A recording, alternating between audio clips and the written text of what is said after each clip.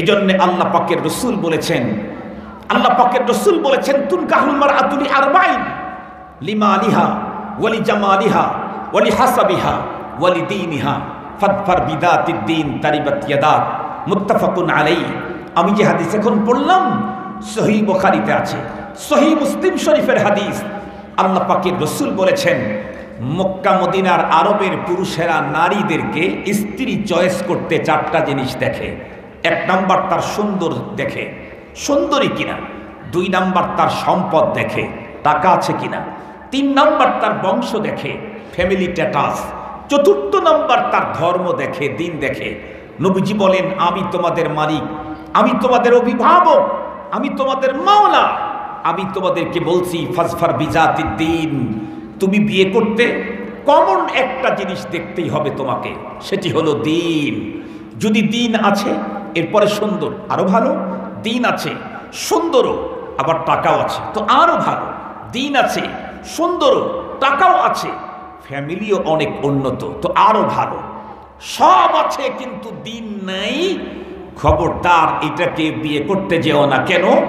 এর পিছনে যতই পরিচর্যা করো, 6 বছর পর্যন্ত বন বিভাগের হেড অফ দ্য ডিপার্টমেন্টকে নিয়ে এসে তুমি তোমার উন্নত পরিচর্যা দিয়েও গাছ খারাপ হওয়ার কারণে একটা মিষ্টি আমের যেমন আশা করতে পারো না, যাকে বিয়ে করে নিয়ে আসছো সে যদি সতী সাদরী দিনদার পরহেজগার আল্লাহওয়ালা না হয়, তার ঔরস থেকে, তার পেট থেকে একটা নেককার সন্তান পাওয়ার আশা করা যায় না। মুসলমান ভাইরা আমার কথা ভালো করে বুঝবেন।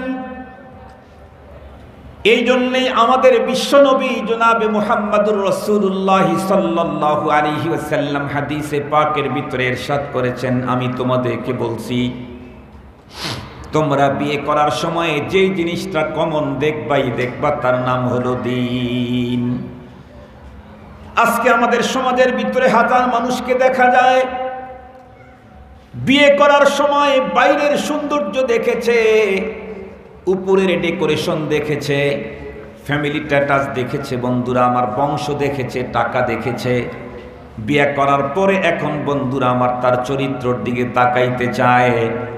উপরের রং তো আগেরটাই আছে, সম্পদ তার কম নাই, ফ্যামিলি স্ট্যাটাস তো তার নিম্ন মানের না, কিন্তু তার চরিত্র আর স্বভাব আর আখলাক মন্দ হওয়ার কারণে এখন শ্বশুরের মন খারাপ, শাশুড়ির মন খারাপ, স্বামীর মনও খারাপ। এখন হুজুরের কাছে এসে ঘরে হুজুর একটা তাবিজের ব্যবস্থা করা যায় কিনা। এখন বলে হুজুর বড় মুসিবতের মধ্যে আছি। বলে কেন? নতুন বউ মানিয়ে আসছি, তার স্বভাব তো ভালো না। আমি বলতে চাই এর জন্য জরিমানা তো শ্বশুরের হওয়া দরকার আর তার জামাইয়ের হওয়া দরকার। কারণ তুমি তো বিয়ে করার আগে তার চরিত্র স্বভাবের দিকে তাকাও নাই, তুমি তো বিয়ে করার আগে তার উপরের ডেকোরেশন সৌন্দর্য দেখেছো, সৌন্দর্য তো তার কম নাই। তুমি তো সম্পদ দেখেছো, সম্পদ তাদের কম নাই। তুমি তো ফ্যামিলি স্ট্যাটাস দেখেছো, ফ্যামিলি স্ট্যাটাস তো তার কম নাই। তুমি যেগুলি দেখে বিয়ে করেছো সেগুলার একটাও ঘাটতি নাই। যেটার ভিতরে ঘাটতি সেইটার দিকে তো তুমি নজরই করো নাই। যেটাতে ঘাটতি আর প্রবলেম আজকে বিচার হয়, সালিশ হয়, নেতাকে নিয়ে হয়, এমপিকে নিয়ে হয়, পরিষদের চেয়ারম্যানকে নিয়ে হয়, পীরের দরবারে তাবিজের জন্য যাওয়া হয়। কিসের জন্য? বিয়ে করতে তো এটা দেখা হয় নাই। সুতরাং এ অপরাধের অপরাধী মেয়ে না, অপরাধের অপরাধী শ্বশুর বাড়ির লোকেরা। নাম্বার 1 অপরাধী হলো স্বামী, নাম্বার 2 অপরাধী হলো তার শ্বশুর শাশুড়ি। কেন বিয়ে করার আগে চরিত্র দেখলা না? কেন বিয়ে করার আগে তার আখলাক দেখলা না? কেন বিয়ে করার আগে তার আচরণের খোঁজ দিলা না? তুমি তো বাইরের সৌন্দর্য দেখে বিয়ে করেছো, সৌন্দর্য তো ঠিকই আছে। তুমি তো সম্পদ দেখে বিয়ে করেছো, সম্পদ তো ঠিকই আছে। তুমি তো ফ্যামিলি স্ট্যাটাস দেখেছো, ফ্যামিলি স্ট্যাটাস যা দেখেছো তার চাইতে আর উন্নত। এখন কেন কষ্ট? কষ্ট হলো ওই যে এই অঞ্চলের বল্লভ চাঁপাইনবাবগঞ্জে গিয়ে গাছ চয়েস করতে গিয়ে নিজের মাতেব্বরি খাটানোর কারণে 6 বছর পর্যন্ত লক্ষ টাকা ব্যয় করে যেমন একটা মিষ্টি আম পায় নাই, আজকের মুসলিম উম্মাহ মুহাম্মদুর রাসূলুল্লাহর মশওয়ারা কাজে না লাগানোর কারণে আজকে তাদের ফ্যামিলির ভিতরে অশান্তির আগুন।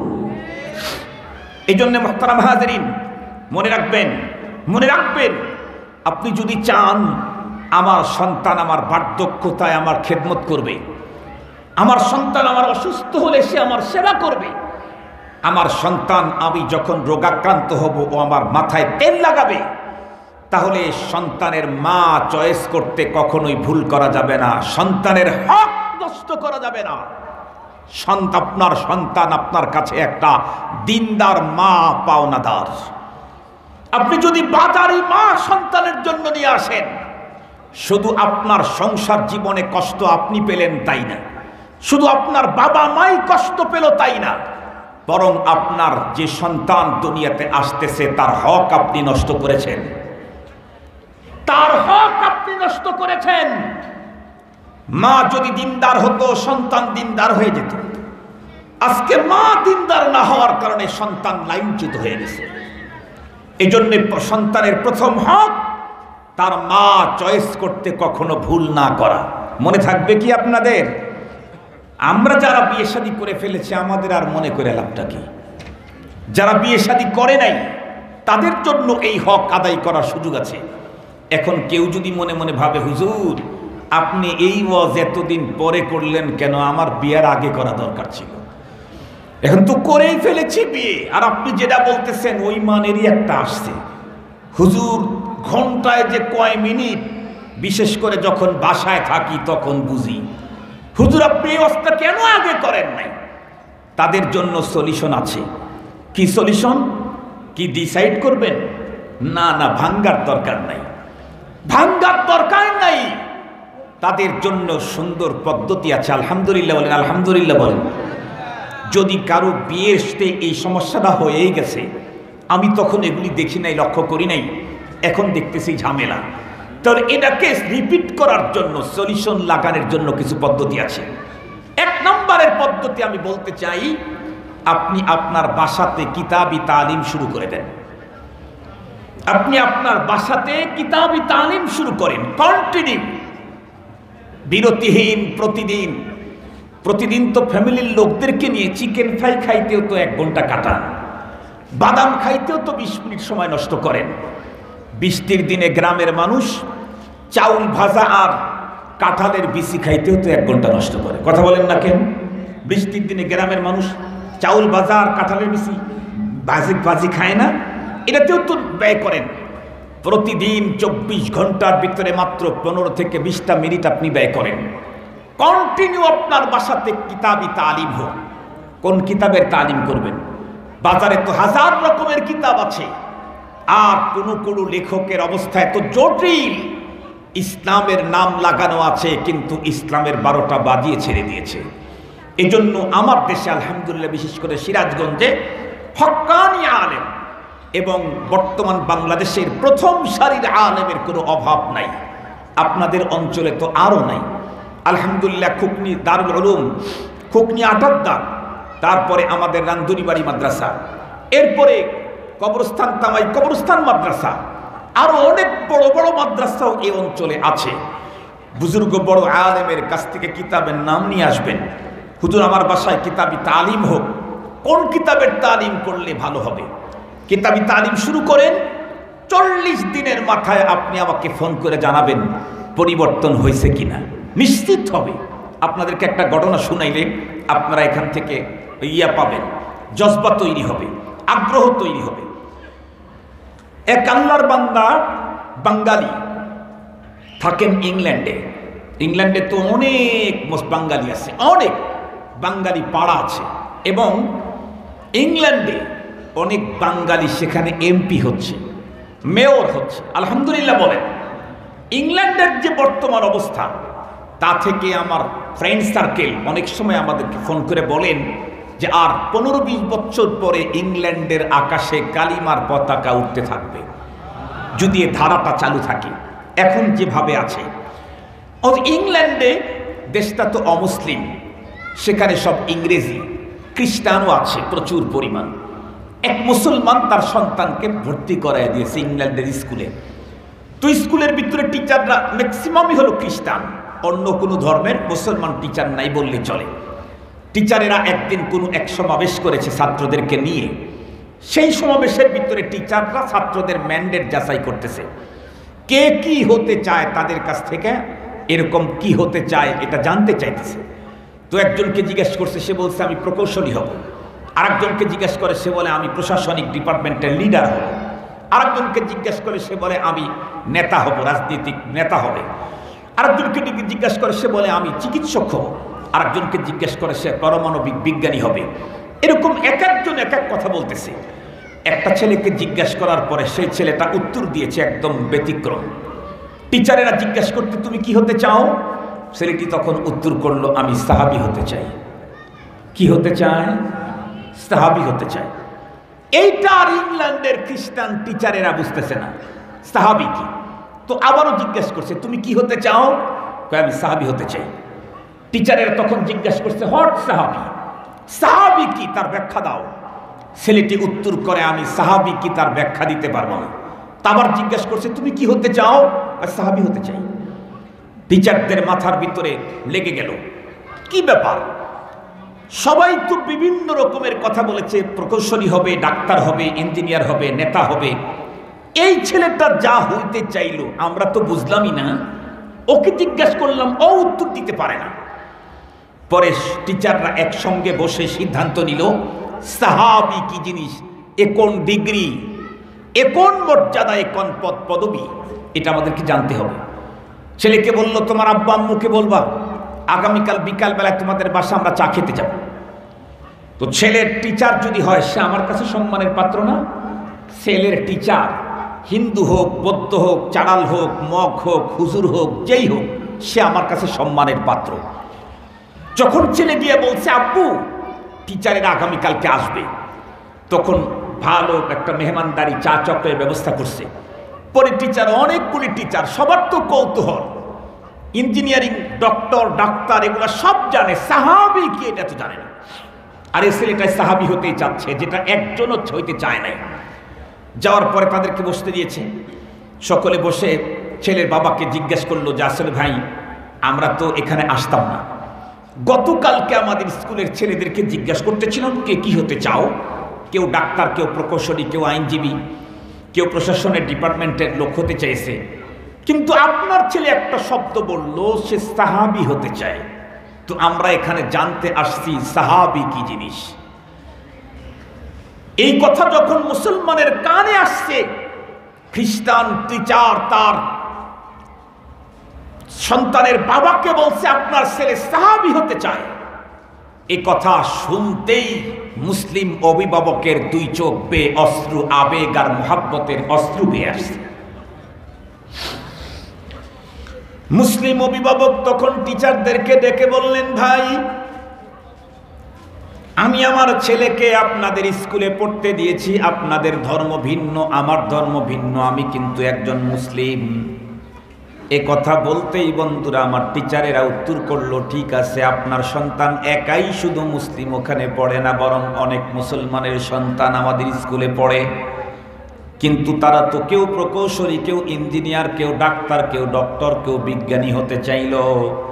আপনার সন্তান শুধু একজন ব্যক্তি, যে ব্যক্তি সাহাবী হতে চাইল। সাহাবী কোন ডিগ্রি আমরা বুঝি নাই। এ কথা বলতেই মুসলমান তখন আবেগ আপ্লুত হয়ে চোখের পানি ছেড়ে উত্তর করলো, আমার সন্তান সাহাবী হইতে চেয়েছে, তার মানে হলো সাহাবী হলো ওই মুকাদ্দাস মোবারক জামাত। এই পৃথিবীতে যত মানুষ আল্লাহ পাক তৈরি করেছেন, তার ভিতরে নবী এবং রসুলদের পরে সবচেয়ে দামি মানুষের জামাত হলো সাহাবী। বিশ্ব নবী তো হাদিসে পাকের মধ্যে স্পষ্ট বলে দিয়েছেন, খায়রুল কুরুনি কারনি সুম্মাল্লাযীনা ইয়ালুনাহুম সুম্মাল্লাযীনা ইয়ালুনাহুম। আল্লাহর পয়গম্বর আরো বলেছেন, আসহাবী কান্নুজুম বিআইয়িহিম ইক্তাদাইতুম ইহতাদাইতুম। স্বয়ং রব্বুল আলামিন কোরআনুল কারীমের ভিতরে বলেছেন, আস-সাবিকুনাল আউয়ালুনা মিনাল মুহাজিরিনা ওয়াল আনসার ওয়াল্লাযীনা ইত্তাবাউহুম বিইহসান রাদিয়াল্লাহু আনহুম ওয়া রাদু আন ওয়া আ'আদ্দা লাহুম জান্নাতিন তাজরি তাহতাহাল আনহার। সাহাবীদের সম্পর্কে রব্বুল আলামিন আরো বলেন, ফাইন আমানু বিমিসলি মা আমানতুম বিহি ফাকাদ ইহতাদাউ। সাহাবীদের সম্পর্কে রব্বুল আলামিন আরো বলেন, ওয়া ইযা কিলা লাহুম আমিনু কামা আমানান নাস ক্বালু আনুমিনু কামা আমানাস সুফাহা আলা ইন্নাহুম হুমুস সুফাহা ওয়ালাকিন লা ইয়াশউরুন। মুসলিম তখন অভিভাবক ডেকে বলল, ভাই, সাহাবী হলো ওই মুকদ্দাস জামাত যারা মুহাম্মাদুর রাসূলুল্লাহর হাতে হাত রেখে কালেমা পড়ে মুসলমান হয়েছে। পৃথিবীতে নবী রাসূলগণের পরে দুনিয়াতে এর চাইতে উন্নত মানুষ আর কোনোদিন দুনিয়াতে আসবে না, এমন এক মুকদ্দাস জামাতের নাম হলো সাহাবী। ওরা তখন অবাক হয়ে গেল। ওরা অবাক দৃষ্টিতে তখন জিজ্ঞাসা করলো, ঠিক আছে ভাই, আপনার ছেলে 1400 বছর পূর্বের সেই জামাতের মতো হতে চায়, তার কারণটা কি? কিছুই তো বুঝতে পারতেছি না তারা। আপনার ছেলে তাদেরকে চিনল কেমনে? তখন মুসলমান উত্তর করল, শুনেন, আমার সন্তান তাদেরকে চিনল হলো আমাদের বাড়িতে প্রতিদিন কিতাবি তালিম হয়। আর প্রতিদিন কিতাবি তালিম, যেই কিতাবের তালিম করা হয় তার ভিতরে সপ্তাহে 1 থেকে 2 দিন সাহাবায়ে কেরামের অনুপম চরিত্র, তাদের লাইফ হিস্টোরির আলোচনা হয়। খুব ভালো করে বুঝবেন, মুসলমান যতদূর পর্যন্ত মাইকের আওয়াজ যায়, ইংল্যান্ডের মতো দেশ, যেই দেশে বন্ধুরা আমার মানুষগুলি চূড়ান্ত অসভ্য, পুরুষগুলি বন্ধুরা আমার আপাদমস্তক পুরাটাই ঢেকে রাস্তায় বের হয়, ওদের মাথার ভিতরে ক্যাপ পরা থাকে, গলার ভিতরে বন্ধুরা আমার টাই পরা থাকে, ফুল হাতা শার্ট ওদের পরনের ভিতরে থাকে, ফুল বন্ধুরা আমার একদম পুরাপুরি ওদের পকিসের ভিতরে বন্ধুরা আমার প্যান্ট পরা থাকে। এরপরে আবার প্যান্টের ভিতরে কাপড়গুলি বন্ধুরা আমার জামা অথবা গেঞ্জি ইন করা থাকে। এরপরে পায়ের ভিতরে মোজা থাকে, মোজা বন্ধুরা আমার শোর ভিতরে ঢুকায় রাখে। প্রতিটা পুরুষ এভাবে নিজেকে কাপড় দিয়ে আবৃত করে রাখলেও ওই দেশের নারীরা কিন্তু বন্ধুরা আমার স্যান্ডো গেঞ্জি আর একদম ছোট্ট কোনো রকম করে বিশেষ অঙ্গ ঢাকার মতো কাপড় পরে রাস্তায় বের হয়। যেই দেশের শতকরা বন্ধুরা আমার অধিকাংশ মানুষগুলি খ্রিস্টান, উলঙ্গ আর অর্ধলঙ্গ, সেই দেশের ভিতরে বাস করে একজন মুসলমানের সন্তান সাহাবী হইতে চায়। আর বাংলাদেশ শাহজালালের দেশ, শাহপরানের দেশ, আল্লাহওয়ালার দেশ, মাদ্রাসা মসজিদের দেশ, এই দেশের ভিতরে মুসলমানের সন্তান জন্মগ্রহণ করে এদেশে মুসলমানের সন্তানগুলি বন্ধুরা আমার শাহরিয়ার কবির হয়, তসলিমা নাসরিন হয়, ও বন্ধুরা আমার জাহানারা ইমাম হয়, ও মুসলমান নাস্তিক হয়, ইহুদার নাসারাদের দোসর হয়, তাদের দালাল হয়। কেন হয়? মসজিদের দেশ, মাদ্রাসার দেশ, শাহজালালের দেশ, এরপরেও এই দেশে জন্মগ্রহণ করে মুসলমানের সন্তান নাস্তিক হয়। ইংল্যান্ডের জমিনে বাস করে মুসলমানের সন্তান সাহাবী হওয়ার আবেগ পেশ করে দেয়। কেন? কারণ আমরা মুসলিম, কিন্তু আমাদের ফ্যামিলিটা ইসলামী সাজে সাজানো নাই। আমাদের ঘরে ইসলাম নাই, আমার ঘরে তালিম নাই, আমার ঘরে দ্বীনের শিক্ষা নাই।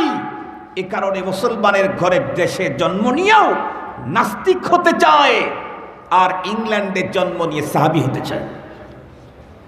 খ্রিস্টান টিচারদের চোখ তখন কপালের উপরে উঠে গেছে, যোগ বিয়োগ করে মিলাইতে পারতেছে না। ওরা তখন বলতেছে মুসলিম অভিভাবককে, ব্রাদার, সব বুঝলাম, কিন্তু আজকের দুনিয়াতে প্রতিটা মানুষ যখন 1000 বছর সামনের স্বপ্ন দেখে, এখনকার স্বপ্ন দেখে না, 1000 বছর সামনের স্বপ্ন যখন দেখে, সেই মুহূর্তে আপনার সন্তান 1400 বছর ব্যাগে যেতে চায়। এটা তোমার বুঝে আসে না। তাম দুনিয়া যখন 1000 বছর সামনের স্বপ্ন দেখে, আপনার সন্তান তখন 1400 বছর ব্যাগে আসতে চায়। এটা তো বুঝলাম না। উনি তখন উত্তর করলেন যে, ভাই, তাম দুনিয়া যখন 1000 বছর সামনে স্বপ্ন দেখে, তখন আমার সন্তান 1400 বছর ব্যাগে আসতে চায় না, বরং আমার সন্তান পৃথিবীর সেরা মানুষ হতে চায়। এটা ব্যাগে আসা না। নবী আর রাসূলদের পরে সবচেয়ে দামি মানুষ সাহাবী। আমার সন্তান সাহাবী হতে চায় মানে আমার সন্তান নবী রাসূলের পরে পৃথিবীর সবচাইতে সেরা মানুষ হতে চায়। আল্লাহু আকবার বলবেন না? এই যে এই ইংল্যান্ডে বাস করে একজন মুসলমান, তার সন্তান টিচার হলো খ্রিস্টান, পরিবেশটা হলো উলঙ্গপনার, এরপরেও সেখানে বাস করে সাহাবী হতে চায় কেন? তার ঘরের ভিতরে কিতাবি তালিম কন্টিনিউ চালু আছে। এজন্যই বলি আমাদের ঘরে কিতাবি তালিম চালু করেন। সন্তানের প্রথম হক আমি যথাযথ পালন করতে পারি নাই। সন্তানের মাকে সতী সাদুরি দিনদার তখন মাথার মধ্যে ছিল না, নিয়ে আসছি, কিছু কিছু ঝামেলা আছেই, বলে যতটুকুন আছে এতটুকুন দূর হয়ে যাবে। ঘরের ভিতরে কন্টিনিউ তালিমের ব্যবস্থা করেন, মেয়েদেরকে দিয়েই করেন। আপনি বাইরে থাকেন, আপনি এদের উপরে চাপ প্রয়োগ করেন, বাধ্য করেন প্রতিদিন কমপক্ষে 10-15 মিনিট কিতাবি তালিম আমার বাসায় হতেই হবে, নাইলে কিন্তু তোমাদের জন্য আমার কোনো বাজেট নাই। পারবেন? পারবেন? কথা বলতে পারবেন নাকি? বললে আমার বাসার ভিতরে ঢুকতেই দেয় না, আল্লাহই ভালো জানে। তো আশা করি চেষ্টা করলে পারবেন, চেষ্টা করলে পারবেন। আর যদি করেন তাহলে আপনার সন্তানকে পৃথিবীর সবচাইতে বড় বিদ্বান বানিয়ে যতটুকুন সফলতা অর্জন করতে না পেরেছেন, আপনার ঘরের ভিতরে কিতাবি তালিম চালু করলে তার চাইতে বড় সফলতার মুখ দেখতে পাবেন ইনশাআল্লাহ। মুহতারাম হাজরিন, আর একটা পদ্ধতি অবলম্বন করতে পারেন। সেটি কি? মাঝে মাঝে হযরত উলামায়ে কেরামের সাথে মশওয়ারা করে মাস্তুরাত জামাতের যদি ওই মানের শর্ত সাপেক্ষে যদি কোনো জামাত হয়, তাহলে তাদের সাথে যতটুক দূরে পাঠানো যায় মতো আলেমদের সাথে মশওয়ারা করে এই পদ্ধতিটাও অবলম্বন করতে পারেন। তাহলে সন্তানের প্রথম হক যেটা আমার দ্বারায় পুরোপুরি আদায় হয় নাই, কিছুটা হলেও তার সলিউশন আসবেই আসবে। মনে থাকবে তো ইনশাআল্লাহ? কথা বলেন না কেন? মনে থাকবে? মনে থাকবে। আল্লাহ তাআলা এই কথাগুলো আপনার উপরে বোঝা আমল করার তৌফিক দান করুন। জোরে বলেন আমিন।